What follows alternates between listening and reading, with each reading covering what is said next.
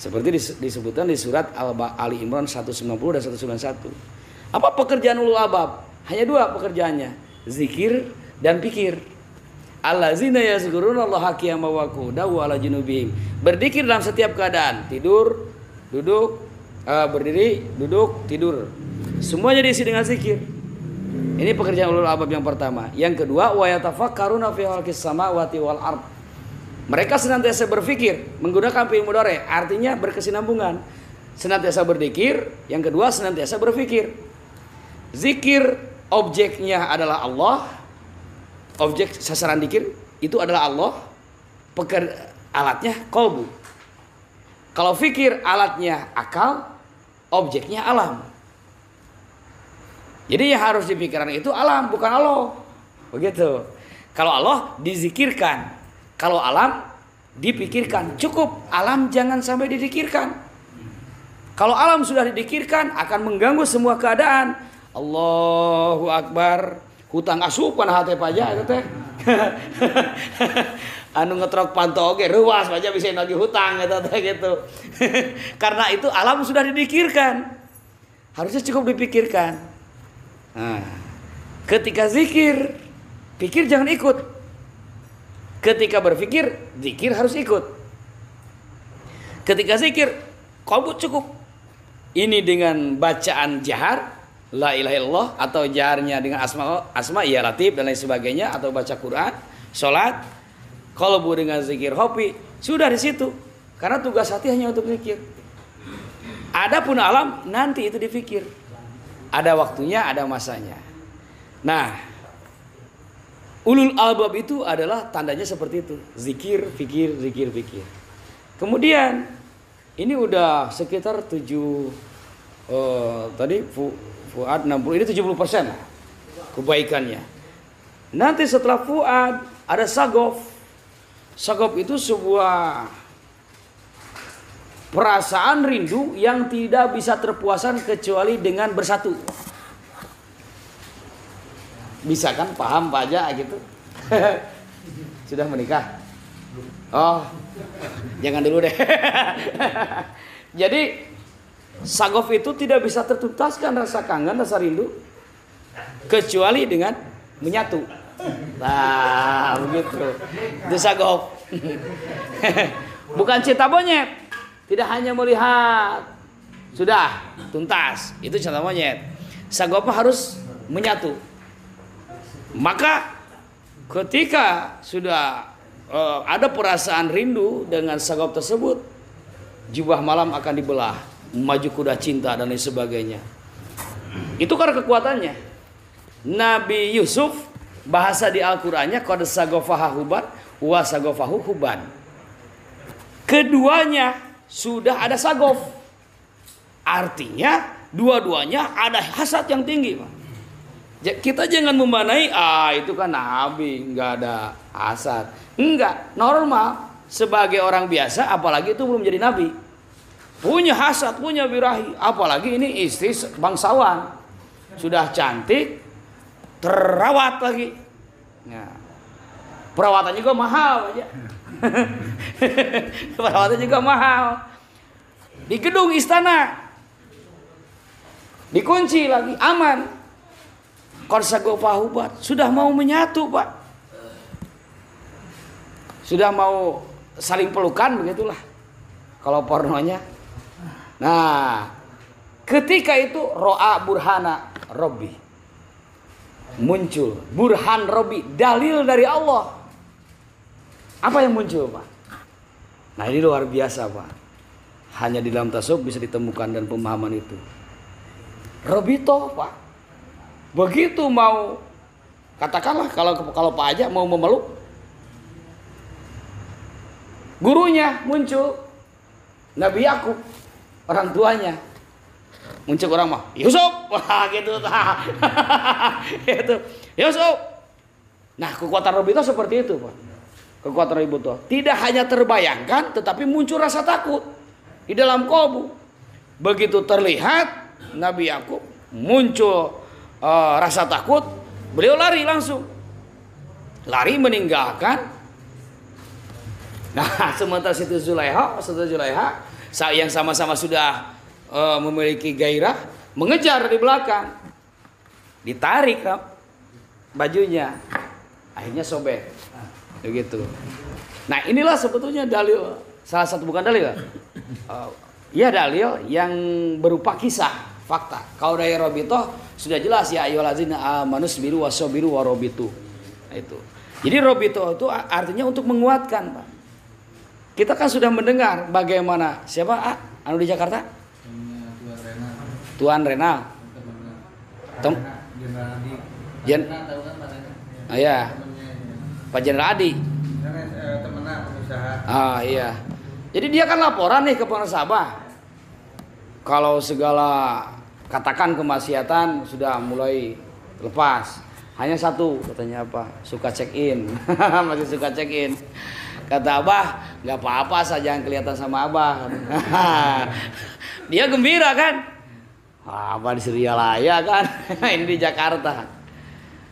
Tapi ternyata setelah balik ke Jakarta, malam Ahad ya, malam Ahad beliau check in, ada Abah. Ada. Itu satu kali ya? Langsung berhenti ya? Satu kali langsung berhenti. Kalau yang dikisahkan oleh ayah saya, satu lagi, tapi lupa lagi namanya, itu sampai 3 kali mengujinya. Ini mah di gerbang. Mau masuk gerbang hotel, ada Abah di situ. Kalau nggak turun, masa? Saya bisa kawalat sama guru. Kalau turun, nanti ditanya mau ngapain ke sini katanya. Akhirnya pindahlah ke hotel yang lain. Sampai 3 hotel malam itu, semuanya ada Abah. Penasaran, ditelepon ke Suryalaya, Abahnya ngangkat malah.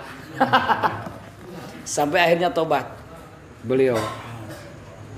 Maka saya di tengah-tengah berpikir seperti itu, menghubungkan kisah Nabi Yusuf dengan kisah itu, berulang sejarah, dan itu akan tetap ada, Pak. Akan tetap ada selama Al-Quran itu ada.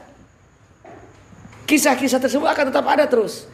Kalau kisah tersebut tidak ada, sudahlah Al-Quran jangan dibaca, Pak. Jangan dibaca. Kenapa? Untuk apa? Kalau tidak ada buktinya. Ternyata Al-Quran ada. Dan ternyata ada. Dari kisah pengersabah. Sekarang pengersabah sudah tidak ada. Itu pasti. Kedepannya pasti bakal ada. Karena hanya satu penutup pintu para wali. Tidak akan muncul lagi itu. Penutupnya Nabi Isa. Turun Nabi Isa memimpin beserta Imam Mahdi. Menyerang Palestina. Nanti Dajjal ditebas sama pedang Zulfaqar Sayyidina Ali. Selesai, Nabi Isa memimpin sampai 10 tahun kurang lebih kalau di beberapa hadis. Tapi 10 tahun itu panjang usia 1 tahunnya. Nah, dari situ Nabi Isa meninggal, maka kaum muslimin setelah perang lagi dan kemudian kalah menghabiskan sisa usia. Itu udah tertutup, Pak, pintu kewalian. Sudah tidak akan ada lagi kisah-kisah yang kayak tadi itu. Itu sudah tertutup. Nah, sekarang Nabi Isa-nya belum turun. Masih banyak peluang, Pak, untuk daftar jadi wali. masih ada bagian gitu. Ya, kita gak tahu kan, Pak. Ya, ada kalanya kalau memang kehendak Allah. Kadang-kadang bisa mantan preman dan lain sebagainya kan. Makanya harus tetaplah kita berharap besar kepada Allah Subhanahu wa taala. Nah, di yang tadi sagof itu ya. Jadi sudah tidak bisa tolak. Kalau seorang manusia sudah memiliki sagof kepada Allah, dia sudah tidak bisa berhenti untuk terus menghubungkan kolbu kepada Allah. Sudah tidak bisa lagi untuk menjauhi tempat sholat. Sudah tidak bisa lagi untuk jauh dari kebaikan. Karena disitulah kelezatannya ditemukan. Iya, sudah tidak ini lagi. Nah, wafis sagof sirun. Setelah itu sudah 70%. Setelah itu masuk kepada sir. Tingkat ke-7 ya. Sir, rahasia. Di dalam sir tidak ada apa-apa lagi kecuali aku, kata Allah. Wafis sirri ana. Di dalam rahasia itu, di dalam sir terdalam itu ada aku. Itu kata Allah. Bagaimana ada akunya? lihat aja sendiri Pak nanti. Itu. Bagaimana caranya? Lakukan apa yang ditunjukkan dalam Miftahus Sudur ini. Karena itu hanya sebuah penjelasan pengantar kenapa dikatakan diberi judul Miftahus Sudur. Maka dengan demikian berarti Miftahus Sudur adalah kunci untuk membuka pintu-pintu yang 7 tadi dalam rangka wusul atau menuju kepada Allah Subhanahu wa taala. Di sini kata Abah disebutkan Miftahus Sudur ini tujuannya lit tabaruk fi thoriqir rabbil ghafur, untuk mengalap berkah dalam perjalanan menuju kepada Allah yang Maha Pengampun. Beliau mendahulukan penjelasan dengan ayat qad aflaha man zakkaha wa qad khaba man dassaha. Surat Asy-Syams ayat 9 10. Mudah-mudahan enggak salah. Berbahagialah orang-orang yang mensucikan jiwanya dan merugilah orang-orang yang mengotori jiwanya. Ini kalimat khobariyah, lafzon insya'iyah maknan. Balaghah begitu menyebutnya, kalimatnya berita tetapi ada perintah di dalamnya. Berbahagialah orang-orang yang mensucikan jiwanya dan merugilah orang-orang yang mengotori jiwanya. Artinya jika kamu mau berbahagia, sucikanlah kalbu. Mau rugi, biarlah kotor atau kotor di jiwamu. Ini sebagai pengantar, karena emang ini merupakan bagian dari ayat-ayat tentang kesucian jiwa atau ayat-ayat tasawuf. Beliau mengawali dengan ucapan alhamdulillahirabbil alamin, kemudian sholawat kepada baginda alam, lalu kemudian mengedepankan dari zikir. Fa'lamu ma'asyiral ikhwan ja'alanallahu wa iyyakum minaz zakirin lahu katsiran. Ketahuilah wahai kelompok ikhwan, semoga Allah menjadikan kami dan engkau semua sebagai bagian daripada ahli zikir yang banyak kepada Allah Subhanahu wa taala. Amin. Al-Fatihah. A'udzubillahi minasyaitonir rajim. Bismillahirrahmanirrahim. Alhamdulillahirrahmanirrahim. Iyyaka na'budu wa iyyaka nasta'in. Shiratal mustaqim. Shiratal ladzina an'amta 'alaihim. Selanjutnya juga beliau mengharapkan semoga termasuk kepada orang-orang yang tidak terlalaikan oleh harta dan anak-anak dari zikir kepada Allah. Mudah-mudahan seindahnya harta dunia dan seluruhnya anak-anak kita tidak sampai mengabaikan kalbu kita kepada Allah Subhanahu wa taala. Amin ya Allah ya rabbal alamin. Selanjutnya beliau katakan inna zikra min a'zamil umur. Sesungguhnya zikir itu adalah permasalahan yang paling agung. Itu al-fadail, permasalahan yang memiliki yang paling agung fadilahnya.